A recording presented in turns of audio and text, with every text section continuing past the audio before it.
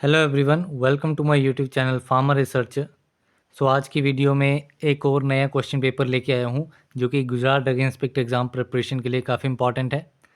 आज का जो क्वेश्चन पेपर है वो है deputy commissioner food and drugs control administration class 1 का ये क्वेश्चन पेपर है।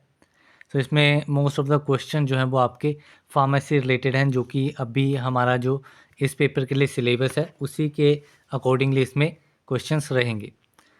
इस वीडियो में मैं 100 MCQ क्वेश्चंस आपके साथ डिस्कस करूंगा एंड इसी क्वेश्चन पेपर का जो सेकंड पार्ट है वो आज शाम को आएगा, उसमें मैं रिमेनिंग 100 क्वेश्चंस आपके साथ डिस्कस करूंगा। चलिए स्टार्ट करते हैं आज के पहले क्वेश्चन से। पहला क्वेश्चन है, all of the following changes to a metal are physical changes except. इनमें से कौन से चेंजेस जो हैं वो फिजिकल चेंजेस नहीं है। Bending, melting and polishing, these three are the physical changes, लेकिन रस्टिंग जो है, rusting is not a physical change. Option C is correct. Next question है, in the formulation of suspension and emulsion which type of diameter is more important. Suspension and emulsion के case में कौन सा diameter ज़्यादा important होता है। ये आपका रहता है स्टोक्स डायमीटर। किस केस में? इमल्शन एंड सस्पेंशन के केस में। Option D is correct. Next question है, HLV value of detergent is. HLV value बहुत इंपॉर्टेंट रहती है। जो प्रीवियस हमने क्वेश्चन पेपर डिस्कस किए थे उसमें भी 2-3 इसमें क्वेश्चन हमें देखने को मिले थे। यहाँ पे डिटर्जेंट की HLV वैल्यू पूछी गई है। डिटर्जेंट की HLV वैल्यू होती है between 13 to 16। Option D is correct. Next question है, interfacial tension is invariably dash surface tension. Interfacial tensions जो हैं वो आपकी इनवेरिएबली लेस होती हैं सरफेस टेंशन से। ठीक है, interfacial tension is less than surface tension. Option A is correct. Next question है, dilatant flow is characterised as a reverse phenomena of. Dilatant flow जो है वो उसका रिवर्स फिनोमिना क्या रहता है। ये आपका सीडोप्लास्टिक फ्लो का रिवर्स फिनोमिना रहता है आपका dilatant flow. Option C is correct. Next question है, if zeta potential of a suspension is high then the system will be considered as.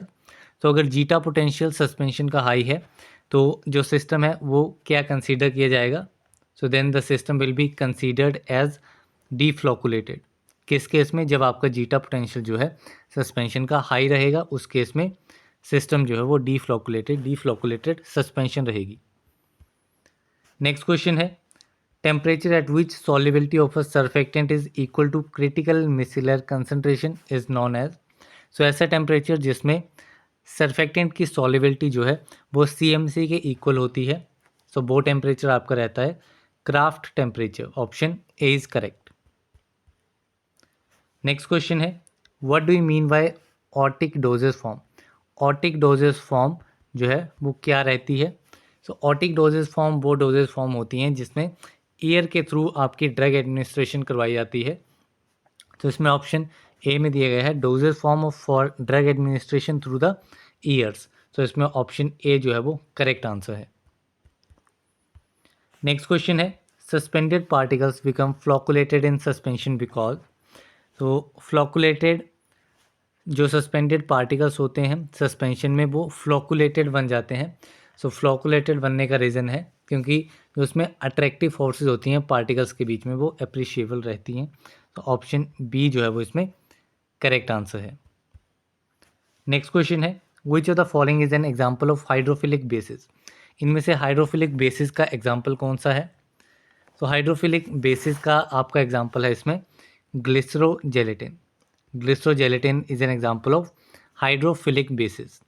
Option C is correct. Next question है, which of the following oral liquid formulations which would be considered as an oropharyngeal formulation। इनमें से ये different oral liquid formulations दी गई हैं, इनमें से oropharyngeal formulation कौन सी consider की जाएगी। The mouth wash will be considered as the oropharyngeal formulation। Option C is correct. Next question है, which one is the zero order route of administration. Zero order route administration का कौन सा है। Zero order route आपका रहेगा intravenous. Intravenous is the zero order route of administration. Option D is correct. Next question है the first vaccine was developed by, तो पहली vaccine Edward Zener ने स्मॉल पॉक्स के लिए बनाई थी, so option D is correct. Next question है porosity of porous powder is defined as, तो पोरोसिटी क्या होती है, porosity is the void volume by bulk volume, ठीक है, void volume by bulk volume का जो रेशियो होता है वो आपकी होती है porosity, so option B is correct. Next question है which of the following diluents used in tablet manufacturing is not directly compressible, तो इनमें से कौन सा डाइल्यूएंट जो है टैबलेट मैन्युफैक्चरिंग में डायरेक्टली कंप्रेसिबल नहीं होता है। So spray dried lactose, anhydrous lactose and microcrystalline cellulose, ये तीनों ही आपके डायरेक्टली कंप्रेसिबल आपके डाइल्यूएंट्स हैं, सो इसमें नन ऑफ द अबव जो है वो करेक्ट आंसर रहेगा ऑप्शन डी। नेक्स्ट क्वेश्चन है chewable tablet contains the following base, chewable tablet में कौन सा बेस प्रेजेंट होता है, तो इसमें मोस्टली मैनिटोल जो है वो आपको मिलेगा as a base chewable tablet में, so option A is correct. Next question है green bone is a source of, so green bone किसका सोर्स है, so it is a source of type B gelatin, type B gelatin का source रहता है आपका green bone. Next question है select the equation that explains the rate of drug dissolution from a tablet, तो drug dissolution का rate कौन सी equation explain करती है, सो ये आपकी रहती है Noyes Whitney equation, option C is correct. ये काफ़ी इंपॉर्टेंट है, मल्टीपल टाइम्स ये हर एक एग्जाम में ये पूछा गया है।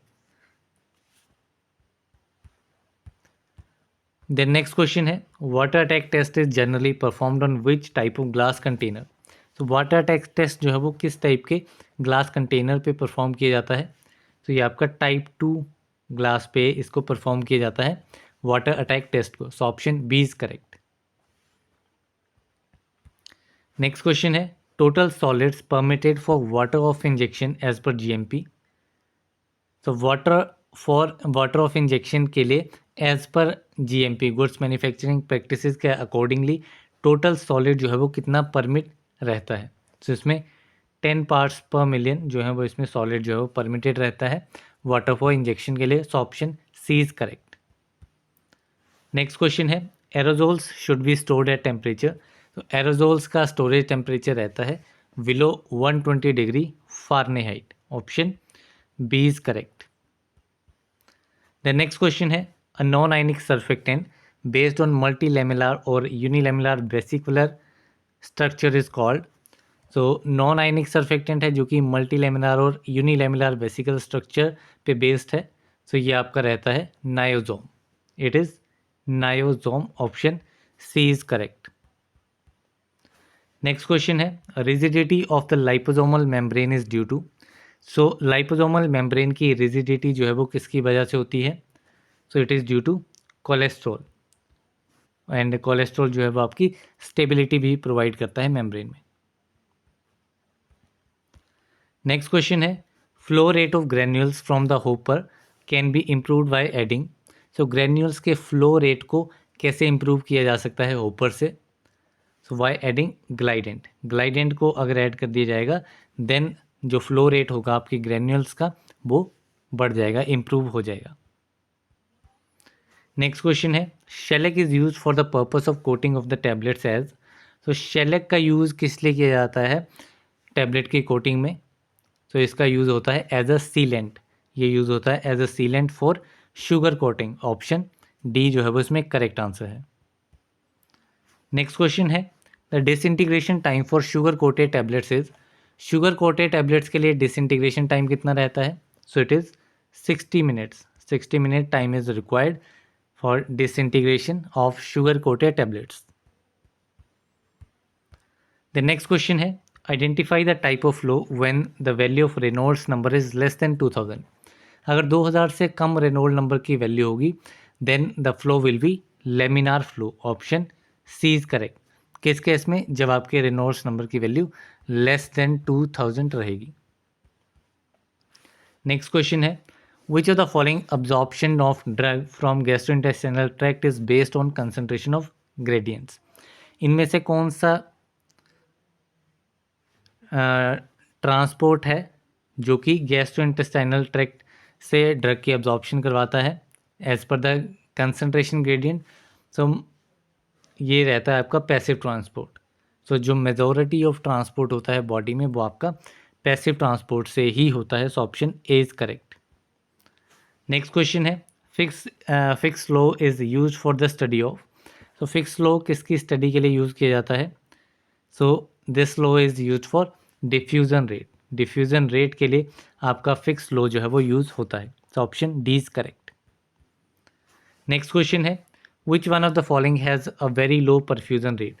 इनमें से बहुत कम परफ्यूज़न रेट किसका रहेगा? So it will be of cartilage and bone. Cartilage and bone का परफ्यूज़न रेट जो है वो काफ़ी ज़्यादा लो रहता है। So option A is correct. Next question है absorption of the riboflavin takes place by. So riboflavin vitamin की जो एब्जॉर्प्शन है वो कैसे होती है? So its absorption will be takes place by facilitated diffusion. Option C is correct. Next question है which of the following characteristics is most likely to be associated with high apparent volume of distribution. तो इनमें से कौन सी characteristic जो है वो सबसे ज़्यादा एसोसिएटेड है high apparent volume of distribution के साथ?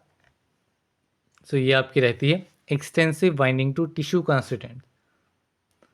सो अगर बाइंडिंग जो है वो टिश्यू कॉन्स्टिट्यूएंट्स के साथ हाई रहेगी तो आपकी अपीरेंट वॉल्यूम ऑफ डिस्ट्रीब्यूशन भी हाई रहेगी। So option B is correct. Next question है which of the following fluid can be considered as an ideal fluid. तो आइडियल फ्लूइड कौन सी होती है आपकी? So it is non viscous fluid. Non viscous fluid जो है वो आइडियल फ्लूइड कंसीडर होती है। So option B is correct. Next question है non linear relationship between shear stress and shear rate exist in. So non linear relationship shear stress और shear rate के बीच में किस टाइप के फ्लूइड्स में देखने को मिलता है? सो ये आपका नॉन न्यूटोनियन फ्लूइड्स में आपको नॉन लीनियर रिलेशनशिप देखने को मिलेगा shear स्ट्रेस और shear रेट के बीच में। नेक्स्ट क्वेश्चन है drum dryers are used. So drum dryers का यूज़ किसके लिए किया जाता है? तो जब आपका मटेरियल जो है बहुत ज़्यादा थिक होगा स्प्रे ड्रायर के लिए और बहुत ज़्यादा थिन होगा रोटरी ड्रायर के लिए। ठीक है, स्प्रे ड्रायर के लिए बहुत ज़्यादा थिक रहेगा एंड रोटरी ड्रायर के लिए बहुत ज़्यादा थिन रहेगा। ठीक है, मीन्स हम ना रोटरी ड्रायर में इसको यूज़ कर सकते हैं ना स्प्रे ड्रायर में। सो उस केस में आपका ड्रम ड्रायर जो है वो यूज़फुल रहता है। सो इसमें ऑप्शन ए जो है वो करेक्ट आंसर रहेगा। नेक्स्ट क्वेश्चन है thermal conductivity is maximum for which substance. Thermal conductivity किस सब्सटेंस के लिए मैक्सिमम रहती है? So it is maximum for diamond. Diamond के लिए आपकी थर्मल कंडक्टिविटी जो है वो मैक्सिमम रहेगी। Option D is correct. Next question है the first edition of Indian pharmacopoeia was published in the year. तो इंडियन फार्माकोपिया का पहला एडिशन जो है वो किस ईयर में पब्लिश हुआ था? So it was published in the year 1955 and इसके सप्लीमेंट जो थे वो 1960 में आए थे। नेक्स्ट क्वेश्चन है in the patent cooperation treaty patent application enters national phase with in. तो पेटेंट कोऑपरेटिव ट्रीटी के अकॉर्डिंगली जो पेटेंट एप्लीकेशन है वो नेशनल फेज में कब एंटर होती है? तो ये विद इन 31 मंथ्स जो है वो ये नेशनल फेज में एंटर हो जाती है आपकी patent application. So option C is correct. Next question है the metric equivalent value of one dessert spoon full is. So one dessert spoon full की मेट्रिक इक्विवेलेंट वैल्यू कितनी रहती है? So it will be 8 millilitre. ठीक है, one dessert spoon full is equal to 8 millilitre. So option A is correct. Next question है which of the following material are not use for drawing in a freeze dryer. सो इनमें से कौन सा material जो है वो फ्रीज ड्रायर के लिए यूजफुल नहीं है? So seafood fruits and pharmaceuticals these can be dried in a freeze dryer, लेकिन डाइज जो है डाइज को फ्रीज ड्रायर में ड्राई नहीं किया जा सकता है। So option D is correct. Next question है solvent extraction is basically known as. तो सॉल्वेंट एक्सट्रैक्शन को क्या कहा जाता है? So it is known as liquid liquid extraction. Option B is correct. किसे? सॉल्वेंट एक्सट्रैक्शन को। नेक्स्ट क्वेश्चन है the size reduction by ball mill is by. तो बॉल मिल में साइज रिडक्शन का प्रिंसिपल क्या रहता है? सो इसमें इम्पैक्ट एंड एट्रिशन जो है, ये दोनों प्रिंसिपल इसमें आपके रहते हैं बॉल मिल के साइज रिडक्शन के लिए। नेक्स्ट क्वेश्चन है crystallization is based on the, तो क्रिस्टलाइजेशन किस पे बेस रहती है? तो क्रिस्टलाइजेशन आपकी बेस्ड होती है सॉल्युबिलिटी के ऊपर, it is based on the difference in solubility, so option D is correct. Next question है the prescription in an order written by registered medical practitioner to, तो प्रेस्क्रिप्शन ऑर्डर जो है जो कि रजिस्टर्ड मेडिकल प्रैक्टिशनर लिखता है, तो वो किसके लिए होती है प्रेस्क्रिप्शन?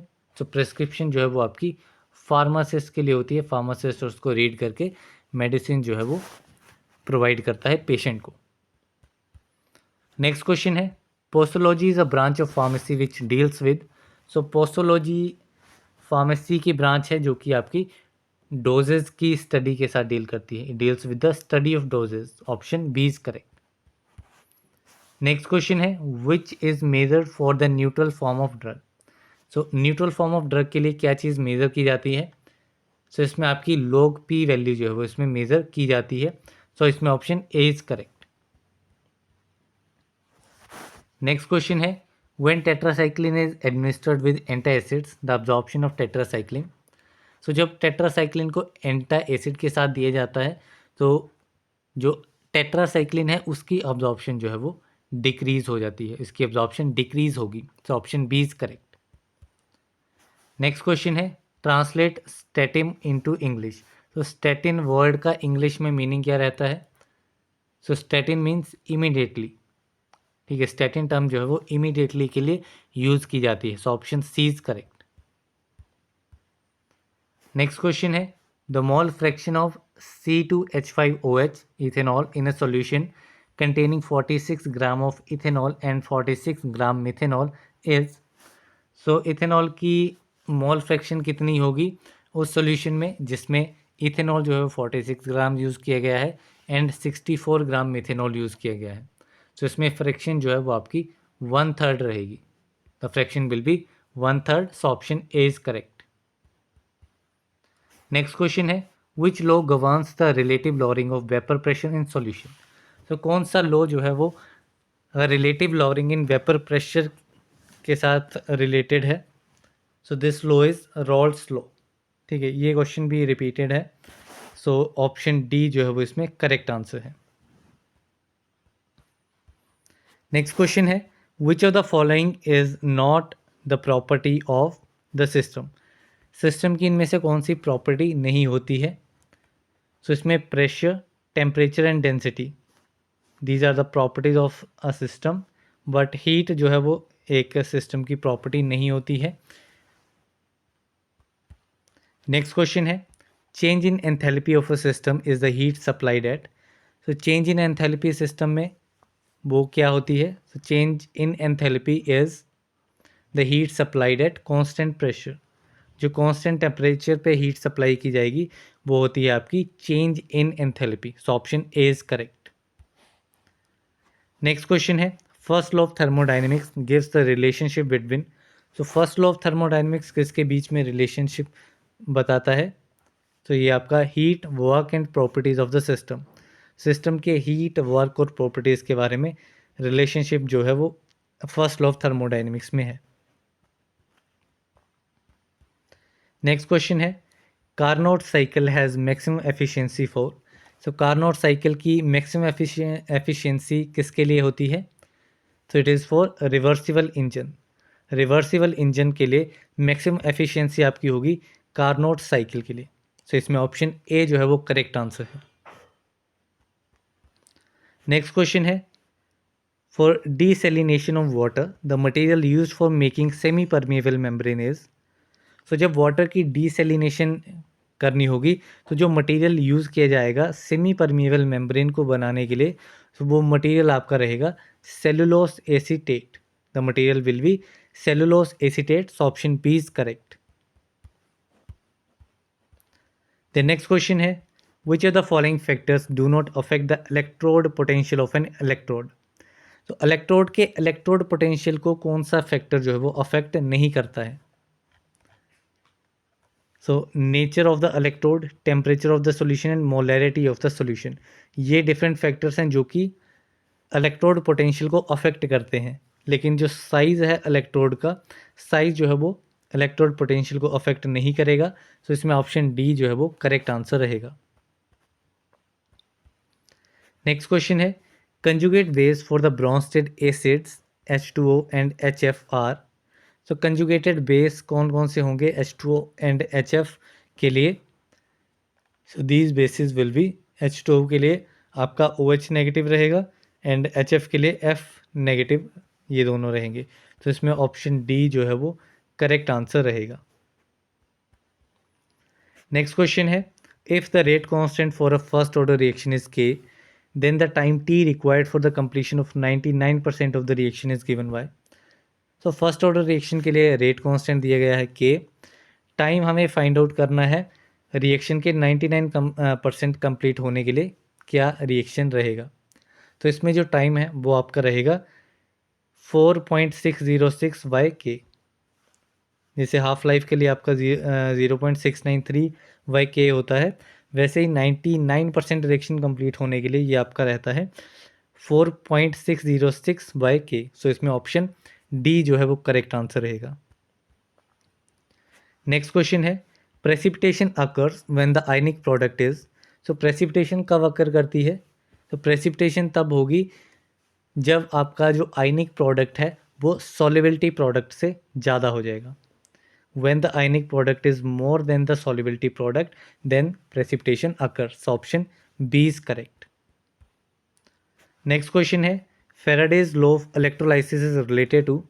तो Faraday's law electrolysis का किसके साथ related है? So it is related to equivalent weight of electrolyte.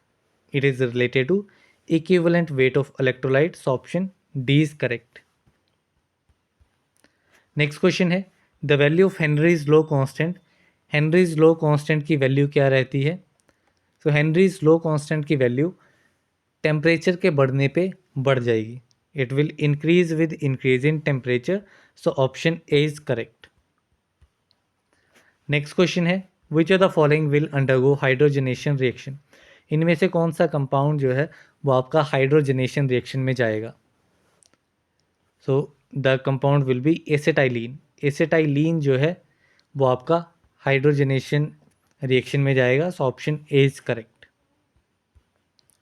Next question है, in MS fragmentation of ions is achieved by. Mass spectroscopy में आयंस की फ्रेगमेंटेशन कैसे अचीव की जा सकती है? तो इसमें आपका आयोनाइजेशन मेथड से फ्रेगमेंटेशन जो है वो होती है। सो इसमें ऑप्शन ए जो है वो करेक्ट आंसर है।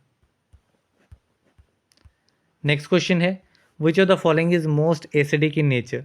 इनमें से कौन सा कंपाउंड सबसे ज़्यादा एसिडिक होगा? तो the most acidic will be acetic acid. Acetic acid जो है वो सबसे ज़्यादा एसिडिक इन नेचर रहेगा। So option A is correct. Next question है, which of the following is a protecting group for amino functional group. इनमें से कौन सा फंक्शनल ग्रुप जो है, कौन सा प्रोटेक्टिंग ग्रुप है अमाइनो फंक्शनल ग्रुप के लिए? तो अमाइनो फंक्शनल ग्रुप के लिए आपका प्रोटेक्टिंग ग्रुप होते हैं कार्बोनेट्स। कार्बोनेट जो है वो एक प्रोटेक्टिंग ग्रुप है किसके लिए? अमाइनो फंक्शनल ग्रुप के लिए। So option A is correct. Next question है, which of the following is a disaccharide. इनमें से डाइसेक्राइड कंपाउंड कौन सा है? तो disaccharide is lactose. Lactose is a disaccharide molecule. So option B is correct. Next question है, which of the following is an essential amino acid. Essential and non essential amino acid, ये दोनों ही आपको पता होने चाहिए कि कौन से असेंशियल एंड कौन से नॉन असेंशियल है। तो इसमें जो असेंशियल अमाइनो एसिड है that is valine. Valine is a no essential amino acid, लेकिन alanine, serine, glycine, these three are non essential amino acid. These are the non essential amino acids. Next question है, the addition of HCN to carbonyl compound in an is an example of. तो अगर carbonyl compound में HCN hydrogen cyanide की addition की जाएगी, तो ये आपका कौन सा रिएक्शन होगा? So this reaction is a type of nucleophilic addition reaction. This is a type of nucleophilic addition reaction. क्या रिएक्शन है? कार्बोनिल कंपाउंड्स में आपका HCN ऐड होगा। So it will be a nucleophilic addition reaction. Next question है which of the following is a sulphur containing amino acid.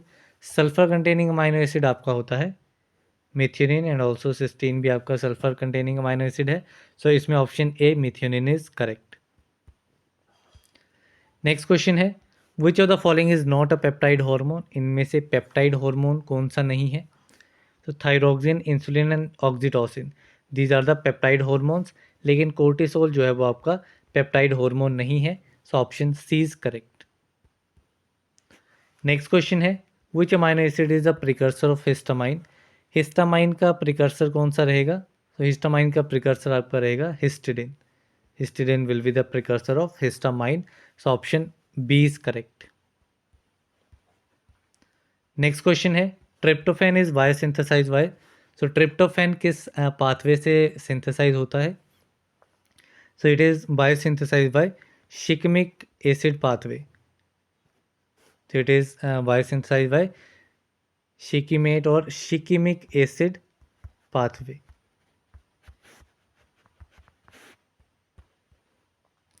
Next question है which of the following compounds will undergo sulphonation radically. तो इनमें से कौन सा compound जो है वो सल्फोनेशन रिएक्शन में जाएगा। तो it will be toluene. Toluene जो है वो सल्फोनेशन के अंडर जाएगा। So option C is correct. Next question है a new carbon carbon bond formation is possible in.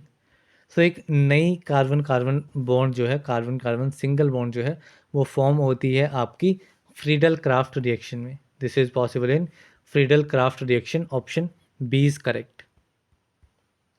Next question है the reaction of ethyl formate with an excess of CH3 MgI followed by hydrolysis gives. तो ethyl formate का reaction CH3 methyl magnesium iodide के साथ इसमें hydrolysis आपकी होगी। सो इसमें आपका जो प्रोडक्ट मिलेगा इथाइल फॉर्मेट का वो प्रोडक्ट आएगा isopropyl alcohol. The product we will get is isopropyl alcohol. Option D is correct. Next question है the instrument use to determine the optical activity is. तो ऑप्टिकल एक्टिविटी को determine करने के लिए जो इंस्ट्रूमेंट यूज किया जाता है that is polarimeter. The instrument is a polarimeter. So option C is correct. Next question है रेजियो सेलेक्टिव रिएक्शन प्रोड्यूसेस। तो रेजियो सेलेक्टिव रिएक्शंस जो हैं वो आपके सेलेक्टिव कॉन्स्टिट्यूशनल आइसोमर्स को प्रोड्यूस करते हैं। क्या प्रोड्यूस करेंगे। Selective constitutional isomers. कौन प्रोड्यूस करेगा। Regioselective reactions. Next question है in polysaccharides monosaccharides are joined by. So polysaccharides में जो हमारे मोनोसेक्राइड कंपाउंड्स होते हैं वो कैसे एक दूसरे के साथ ज्वाइंट रहते हैं। So they are joint by glycosidic bond. Glycosidic bond से हमारे मोनोसेक्राइड ज्वाइंट होकर के पॉलीसेक्राइड्स की फॉर्मेशन करते हैं। So option C is correct. Next question है chlorpheniramine is use to treat. तो क्लोरफेनिरामिन किसको ट्रीट करने के लिए यूज़ किया जाता है। So it is use to treat migraine, hay fever, rashes. तो ये तीनों कंडीशंस जो हैं वो ट्रीट की जा सकती हैं क्लोरफेनिरामिन से। सो इसमें option D all of the above जो है वो करेक्ट आंसर रहेगा। नेक्स्ट क्वेश्चन है which of the following is absent in oral rehydration salt. Oral rehydration salt में इनमें से कौन सा इंग्रेडिएंट जो है वो अब्सेंट होगा। तो इसमें पोटेशियम क्लोराइड, सोडियम, ये तीन चीज़ें आपको मिलती हैं आपके ओरल रिहाइड्रेशन सॉल्ट ORS में। ठीक है, आपने ORS काफ़ी बार पिया भी होगा डिहाइड्रेशन के केस में। तो उसमें आपने पैकेट पे देखा होगा इसके इंग्रेडिएंट्स में पोटेशियम क्लोराइड एंड सोडियम ये मेंशन होता है। कैल्शियम जो है वो इसमें प्रेजेंट नहीं होता है। So option D calcium is absent in oral rehydration salt. Next question है boron trifluoride is dash in nature. Boron trifluoride का नेचर क्या होता है। So it is acidic in nature. कौन। Boron trifluoride is acidic in nature. So option A is correct. Next question है what is prevented by alcohol in the limit test of sulphate. Sulphate के limit test में alcohol से किस चीज़ को prevent किया जाता है। तो इसमें सुपर सेचुरेशन प्रिवेंट की जाती है by alcohol in the limit test of sulphate. So option B is correct. Next question है which of the following is a beta lactamase inhibitor. इनमें से बीटा लैक्टमेज इनहिबिटर आइडेंटिफाई करना है। तो इसमें टेजोबैक्टम, सल्वेक्टम एंड क्लेवुलेनिक एसिड, ये तीनों ही आपके बीटा लैक्टमेज इनहिबिटर्स हैं। तो इसमें option D, all of the above, is the correct answer. Next question है penicillin are degraded by. So penicillin कैसे डिग्रेड होती हैं। सो इसमें आपका एसिड से, अल्कली से, पेनिसिलिनेज से, इन तीनों से आपका पेनिसिलिन जो है वो डिग्रेड होता है। अलग अलग मीन्स एसिड, अल्कली, पेनिसिलिन, तीनों से आपको अलग अलग डिग्रेडेशन प्रोडक्ट मिलेगा। उस डिग्रेडेशन प्रोडक्ट के ऊपर काफ़ी बार क्वेश्चन रहता है एंड मल्टीपल क्वेश्चन हमने ऑलरेडी इस पर डिस्कस कर भी लिए हैं। सो इसमें option D, all of the above, correct answer रहेगा। So option D. Next question है amphotericin acts as an antifungal due to. तो एम्फोटेरिसिन एंटी फंगल किस वजह से है। तो जो एम्फोटेरिसिन है वो आपका फंगल एर्गोस्टिरोल के साथ बाइंड करता है, जिसकी वजह से ये एंटी फंगल इफेक्ट जो है वो प्रोड्यूस करता है। That's why it is a antifungal in nature. So option A is correct. Next question है which of the following is a mitotic inhibitor and causes metaphase arrest. इनमें से कौन सा एक माइटोटिक इनहिबिटर है and metaphase arrest cause करेगा। So the drug is vincristine. Vincristine आपका mitotic inhibitor है। So option B is correct. Next question है which of the following is a sulfa prodrug. Sulfa prodrug इनमें से कौन सा है। तो sulfa prodrug is sulfasalazine. Sulfasalazine is a sulfa prodrug. So option B is the right answer. Sulfadimidine, sulfacetamide, sulfadiazine, these are not the prodrugs.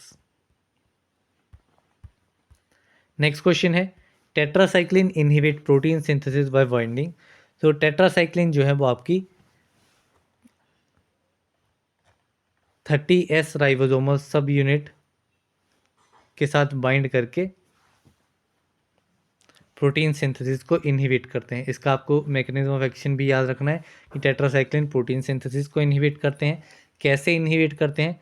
30S ribosomal सब unit के साथ bind करके। सो इसमें option A is correct. Next question है which of the following is not an imidazole antifungal. इनमें से imidazole class का antifungal agent कौन सा नहीं है। So clotrimazole, tioconazole and sertaconazole, these three are the imidazole antifungals. लेकिन terconazole is not an imidazole antifungal. So option A is correct. Next question है which of the following can not be treated by antiviral drugs. इनमें से antiviral drugs से किसे treat नहीं किया जा सकता है। So the disease is tuberculosis. Tuberculosis को आप एंटीवायरल ड्रग्स के साथ ट्रीट नहीं कर सकते हैं।